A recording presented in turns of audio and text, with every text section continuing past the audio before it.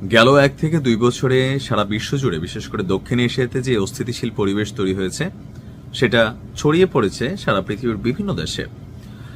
আর একটা কমন চিত্র হচ্ছে, পরিস্থিতি যখন সামাল দিতে ব্যর্থ হয় শাসক গোষ্ঠী, শ্রীলঙ্কার প্রধানমন্ত্রী থেকে পালানোটা শুরু হয়েছে, বাংলাদেশ দিয়ে শেষ হয়েছে।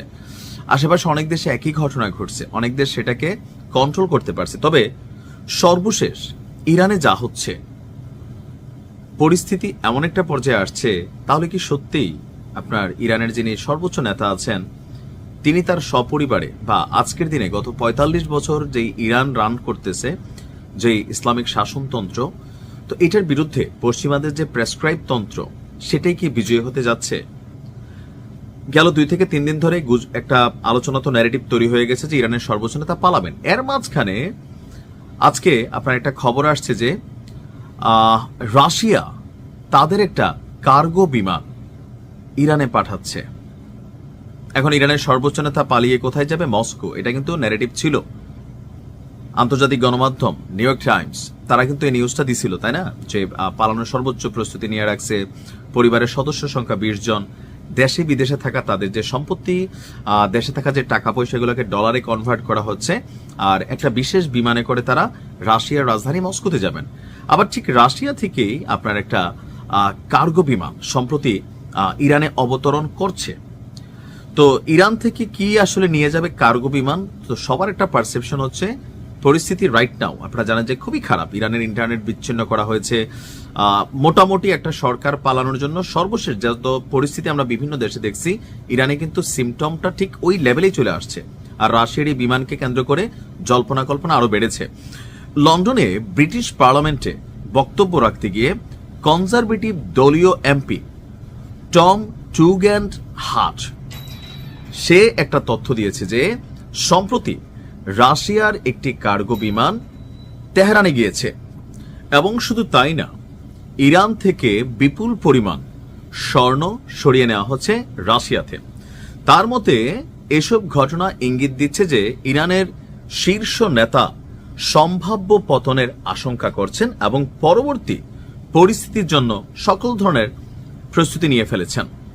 তার বক্তব্য হচ্ছে, আমরা দেখেছি রাশিয়ার কার্গো বিমান তেহরানে নামছে, সম্ভবত অস্ত্র এবং গোলাবারুদ বহন করে তারা ইরানে নিয়ে গেছে, এবং ওই কার্গো বিমানটা ফেরার সময় খালি ফেরে নাই, সেখান থেকে ইরান থেকে বড় অঙ্কের স্বর্ণ নিয়ে বের হয়েছে।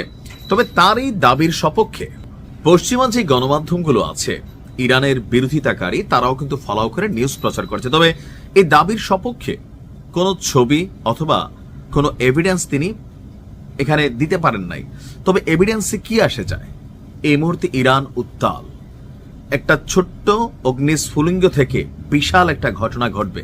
তবে এই ঘটনা যদি ঘটে, আপনার এখানে যেটা হবে যে ইরান, ওই যে ট্রাম্প একটা টুপির ছবি প্রকাশ করছিল যে মেক ইরান গ্রেট অ্যাগেইন, 1979 সালের আগে বা 77-এর আগে যে ইরান ছিল সেই ইরানে ফিরে যাবে। আর সেই ইরান ছিল গোলামের ইরান, সেই ইরান ছিল পশ্চিমাদের রুটিতে পালা একটা ইরান।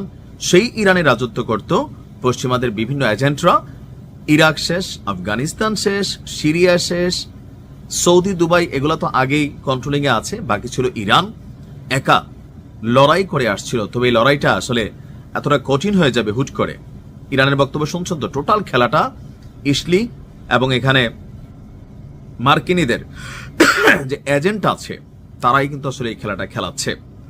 তবে এ নিয়ে রাশিয়া তারা আপনার তেমন কোনো কথা বলেনি। অপরদিকে ব্রিটিশ গণমাধ্যম দ্য টাইমস তারা এক প্রতিবেদনে বলছে যে ইরানের পরিস্থিতি খারাপ হলে, বিক্ষোভ নিয়ন্ত্রণের বাইরে চলে গেলে, এই মুহূর্তে যে পরিস্থিতি হয়েছে, যে কোনো মুহূর্তে ইরানের সর্বোচ্চ নেতা পরিবারের সদস্যদের নিয়ে মস্কোতে যাওয়ার একটি প্ল্যান বি রেখেছেন। আর এটা একটা গোয়েন্দা প্রতিবেদনের ভিত্তিতে প্রকাশ করা হয়েছে, যেখানে উল্লেখ করা হয় ওনার ঘনিষ্ঠ মহল, ছেলে, সম্ভাব্য উত্তরাধিকারী মোস্তফা সহ কয়েকজনকে নিয়ে দেশ ছেড়ে যাওয়ার প্রস্তুতি নেওয়া হচ্ছে। আর সেই জন্যই নগদ অর্থ সম্পদ জড়ো করা হচ্ছে।